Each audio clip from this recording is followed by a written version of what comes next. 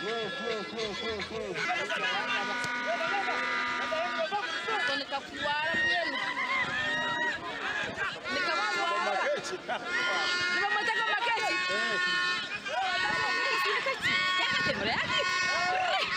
game was going on smoothly, but of course in the second half, at the beginning of the second half, you could really see that all the decisions were really against us.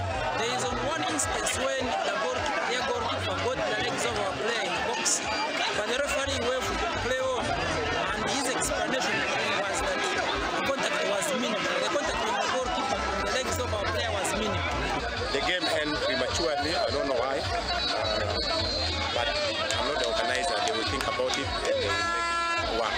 We don't know what happened, but there was they put a penalty, they refused to play. Professionally, we can't do that. That was very wrong. Whether the referee decision is wrong, whether it's right, you're not the referee. Where the foul happened, you are not close there, so we can't refuse playing.